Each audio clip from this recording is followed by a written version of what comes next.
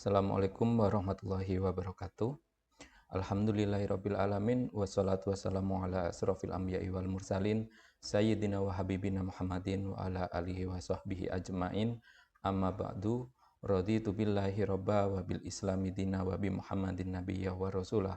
Allahumma faqihna fil ilmi wa alimna at-ta'wil. Syukur alhamdulillah hari ini kita bertemu dalam mata kuliah Sistem Pendukung Keputusan. Dan hari ini kita akan membahas tentang Kamin Clustering Algorithm. Sebelumnya kita juga membahas tentang apa itu algoritma a priori, di mana algoritma a priori ini bisa mengelompokkan mana warna merah, mana benda-benda yang berwarna merah, mana benda berwarna biru, dan mana yang berwarna hijau, misalnya seperti itu. Nah, algoritma a priori sebagaimana yang kita ketahui kemarin, itu juga bisa digunakan untuk mengklasifikasikan mana yang spam dan mana yang bukan. Kemudian hari ini kita akan berlanjut kepada algoritma Kamin Clustering. Nah, agenda hari ini adalah kita akan mengetahui apa itu unsupervised dan supervised learning, kemudian apa itu cluster, dan kita akan belajar tentang langkah-langkah algoritma K-means.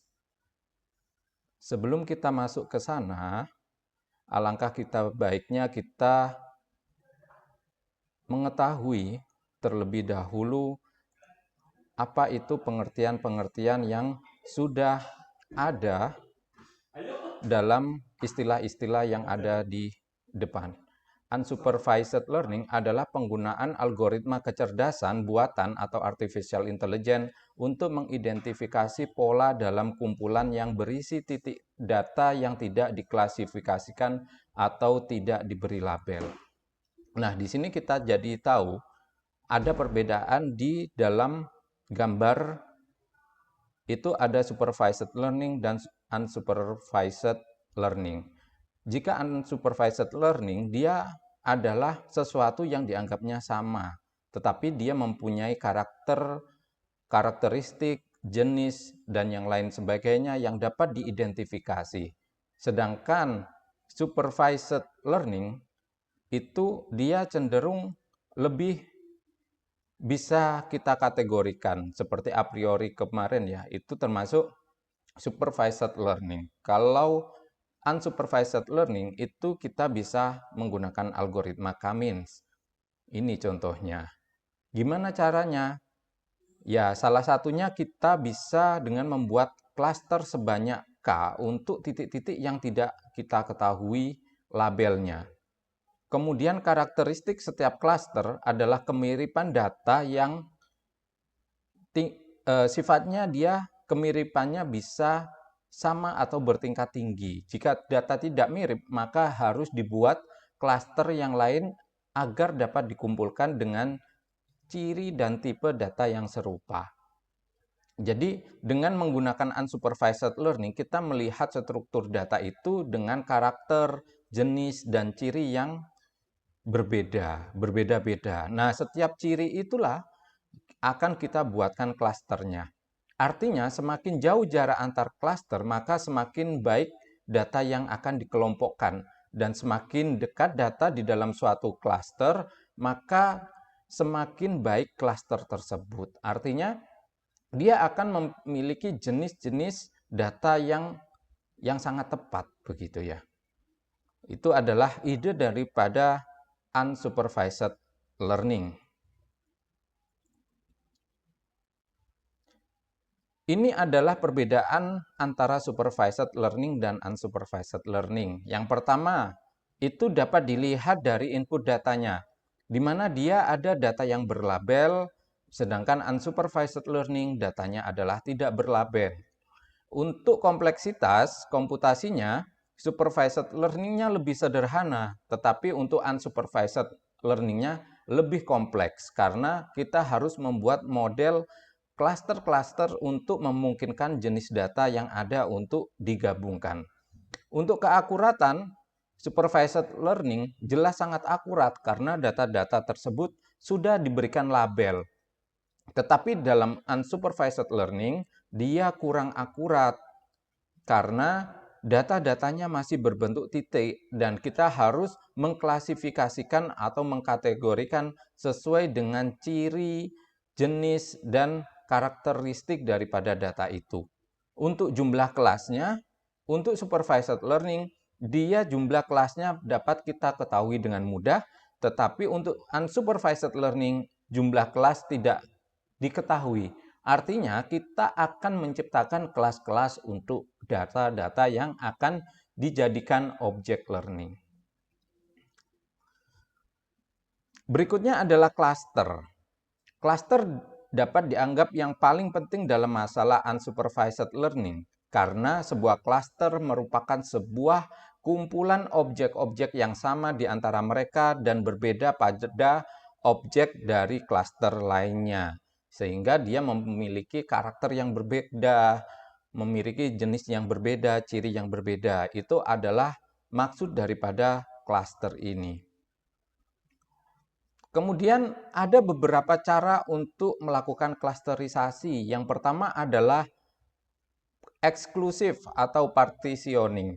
Dalam metode clustering yang satu ini, data dikelompokkan sedemikian rupa sehingga satu data hanya dapat dimiliki oleh satu cluster saja. Misalnya, kita menggunakan algoritma K-means untuk melakukan klasterisasi menggunakan eksklusif klasterisasi atau partitioning. Kemudian ada aglomeratif.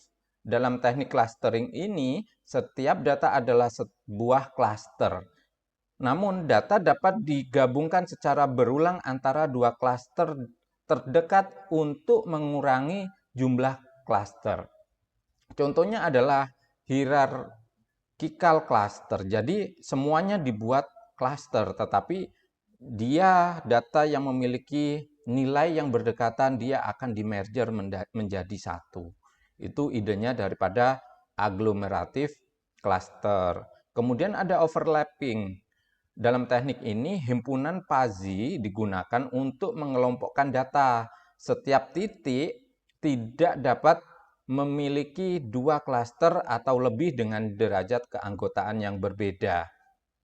Jadi, data akan dikaitkan dengan nilai keanggotaan yang sesuai. Misalnya, penggunaan dalam overlapping klasterisasi ini, dia digunakan dalam algoritma fuzzy K-means. Kemudian ada probabilistik. Teknik ini menggunakan distribusi probabilitas untuk membuat klaster. Contoh keyword di bawah ini adalah misalnya sepatu pria, sepatu wanita, sarung tangan pria, dan dia dapat dikelompokkan menjadi dua kategori antara sepatu, sarung tangan, atau pria dan wanita. Kemudian ada asosiasi. Aturan asosiasi memungkinkan kita untuk membuat asosiasi di antara objek data di dalam suatu database besar. Teknik pembelajaran tak terarah ini adalah tentang menemukan hubungan yang menarik antara variabel dalam database besar. Misalnya adalah orang yang membeli rumah baru, kemungkinan besar akan membeli perabotan baru. Sama dengan yang kemarin, orang yang cenderung membeli minuman, membeli susu bayi dan popok bayi misalnya, dia akan cenderung membeli alkohol. Orang yang membeli terigu dan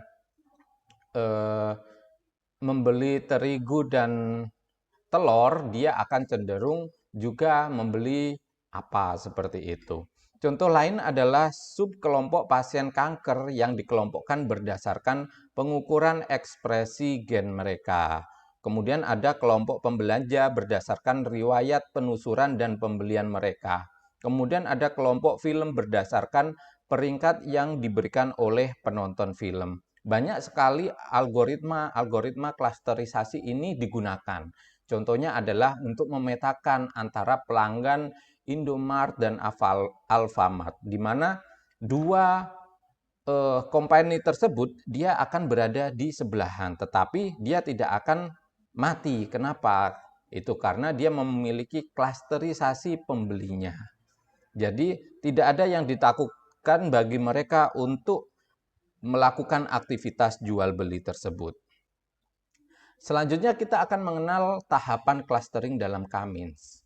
Jadi ketika kita menggunakan algoritma clustering K-means, kita akan dihadapkan dengan tahapan-tahapan. Yang pertama adalah tentukan jumlah K-cluster dari data tersebut. Kemudian yang kedua adalah inisiasi cluster sentroid rata-rata atau min secara acak.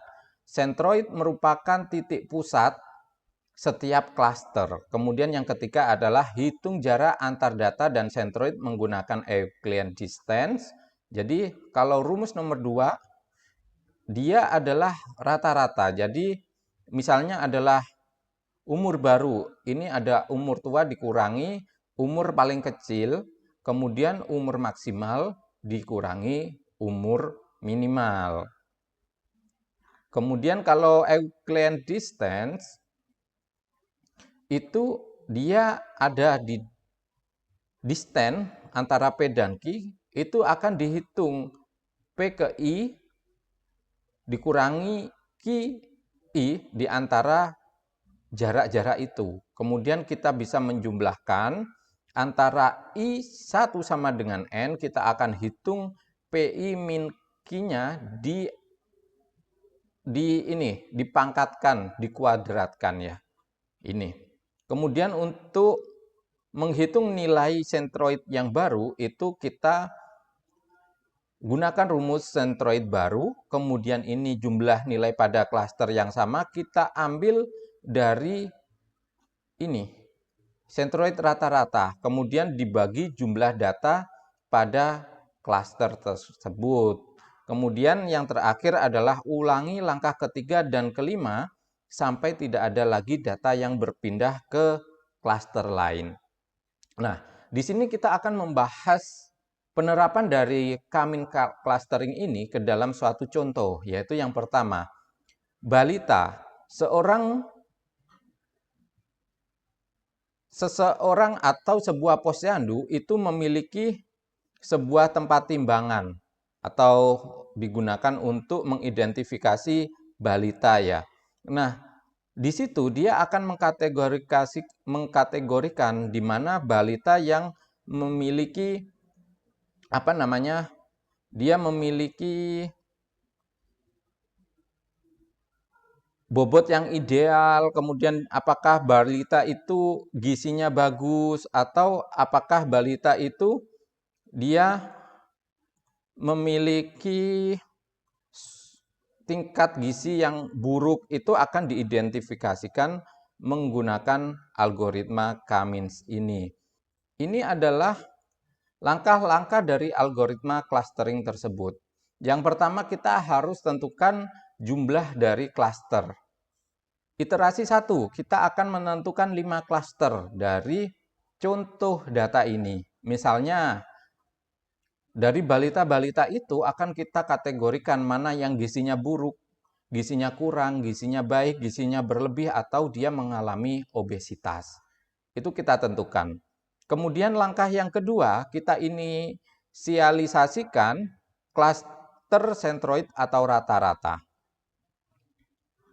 Jadi ini ya, ini adalah tinggi badan, kemudian ini adalah berat badan, kemudian kita lakukan inisialisasi. Dengan rumus X-new sama dengan X-all dikurangi X-min, dia akan dibagi dengan umur maksimal dikurangi dengan umur minimalnya. Misalnya adalah nomor 1 ini.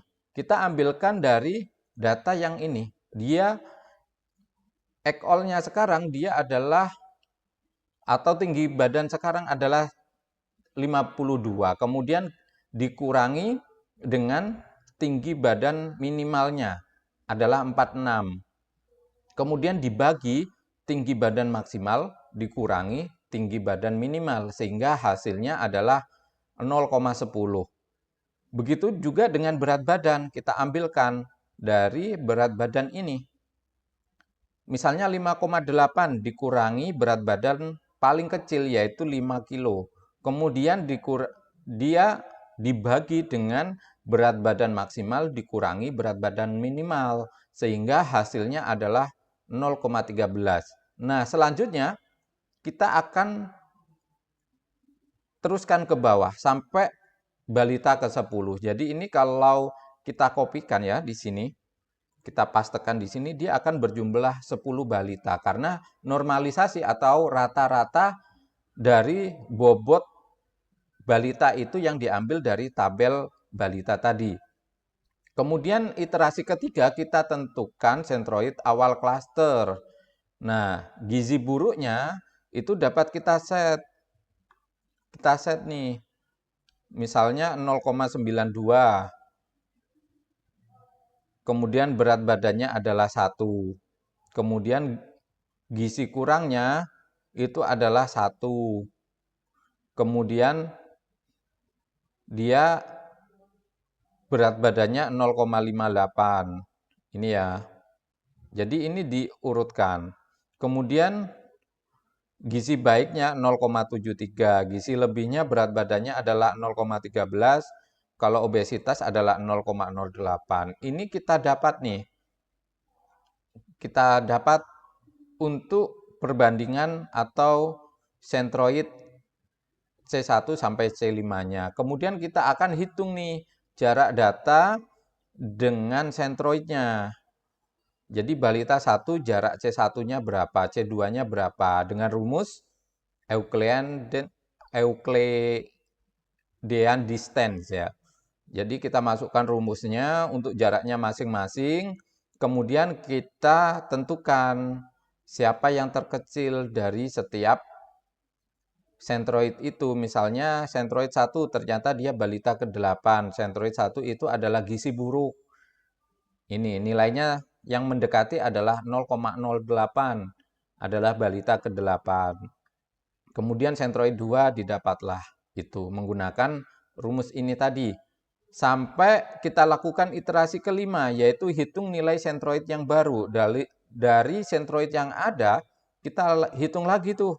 Sentroid yang baru didapat dari mana? Dari rata-rata ini tadi. Kemudian rata-ratanya itu dibagi dengan jumlah sentroid yang ada. Misalnya ini jumlahnya 1, balita 8, dia dibaginya 1. Kemudian gizi buruk C2, 2, ini dibagi 2. Kemudian ini dia 2 dibagi 2 juga. Gizi lebihnya dibagi 1. Kemudian obesitasnya dia dibagi 4 karena nilainya jumlahnya 4 begitu. Hingga langkah ke-6 kita dapatkan jarak sentroid. Nah, kita ulangi di iterasi ke-6 sesuai dengan iterasi ketiga tadi. Mulai dari iterasi ketiga sampai ke-5. Ini 3 sudah, kemudian kita ke-4. Ini kita hitung lagi sesuai dengan rumus Euclidean distance. Kemudian namun ada verifikasinya, ada pemberhentiannya, yaitu akan dihentikan jika tidak ada data yang pindah ke klaster lain. Jadi hasilnya adalah sama. Misalnya adalah balita 1, dia mengalami obesitas, misalnya C5 ya. Kemudian balita 8 ini sama. Kemudian untuk yang gizi kurangnya tetap hasilnya tetap balita 5 dan 9. Kemudian untuk gizi baiknya balita 3 dan balita 7. Begitu. Kemudian gizi lebihnya ada balita nomor 10. Kemudian gizi obesitasnya itu ada balita 1, 2, 4, dan 6. Ini sama. Sehingga di sini langkahnya sudah diselesaikan. Sehingga kita dapat klasterisasi. Ternyata di dalam posyandu itu ada 1 balita yang mengalami gizi buruk. Kemudian ada 2 balita yang mengalami gizi kurang, dan ada 2 balita mengalami gizi baik, serta ada 1 balita mengalami gizi lebih. Sisanya adalah balita-balita itu mengalami obesitas karena kebanyakan gizi. Itu aja yang bisa saya sampaikan dalam mata kuliah Cummins Clustering ini. Selanjutnya, teman-teman akan dihadapkan dengan tugas yang dapat diunduh di LMS masing-masing. Silakan mengerjakan sesuai dengan kemampuan masing-masing dan diharapkan nanti tugasnya bisa diterapkan di file Excel. Itu aja yang bisa saya sampaikan. Selebihnya mohon maaf kalau ada kekurangan. Saya akhiri, wabillahi taufik wal hidayah. Wassalamualaikum warahmatullahi wabarakatuh. Selamat malam.